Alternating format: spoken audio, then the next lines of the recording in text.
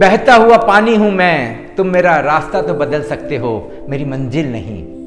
जब आपके भीतर एक ही आकांक्षा, एक ही प्रबल प्यास जगती है और वह आनंद की प्राप्ति की, तब हो सकता है कि उसमें रुकावटें तो जरूर आए, मगर जब आपके भीतर आनंद प्राप्ति की एकमात्र चाह और वही मंजिल आपको प्राप्त करनी हो, तो मंजिल मिलकर ही रहती है। हर एक व्यक्ति की चाह है कि उसके जीवन में आनंद बरसे, दुख परेशानियों से उसे मुक्ति प्राप्त हो। उसके लिए वो जब तप, ध्यान, साधनाएं, मंदिर, मस्जिद, सब तरह की अपनी कोशिशें करता है। मगर क्या कसौटी है ये जानने की कि जो वो कर रहा है उसकी दशा और दिशा सही है? क्या कसौटी है कि ये सब करने के बावजूद उसके जीवन में कोई रूपांतरण हो रहा है या नहीं? मेरे अनुसार तो एकमात्र कसौटी यह है कि वो अपने भीतर ठहरे, थोड़ा जागे, होश को जगाए और देखे कि क्या उसके जीवन में आनंद है। अगर जवाब आपके भीतर से उठता है हाँ, तो आप जो कर रहे हैं वो सही है, आपकी जीवन की दिशा सही है और इससे जरूर आपके जीवन की दशा भी सुधर जाएगी।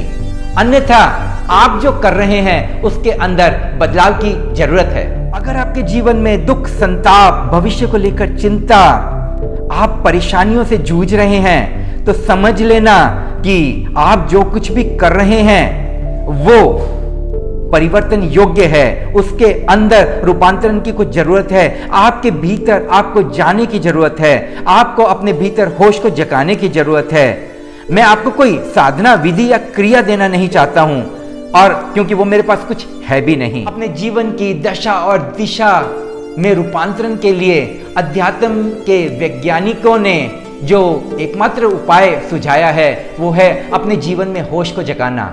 मैं आपको कोई क्रिया नहीं दे रहा हूं, मैं आपको कोई साधना नहीं दे रहा हूं। एकमात्र जो प्रयोग मैं आपके जीवन में उतारना चाहता हूं, जो मेरे बाबा ने मुझे दिया, जिसकी वजह से मेरे जीवन में रूपांतरण आया, और वो है अपने भीतर होश को जगाना।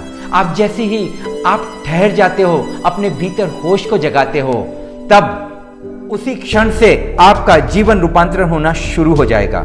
जब आप जिंदगी से परेशान हो, दुख संताप से घिरे हुए हों, जीवन में परेशानियां आपको घेरे हुए हों, तब एक काम आप कर सकते हैं, सिर्फ मुझे याद कर लें और मेरा वादा है कि कोई खाली हाथ नहीं जाएगा। मैं आपकी जिंदगी का अभिन्न हिस्सा बनना चाहता हूं। मैं प्रतीक हूं होश का, क्योंकि मेरे बाबा ने मेरे जीवन में होश को ही जगाया है।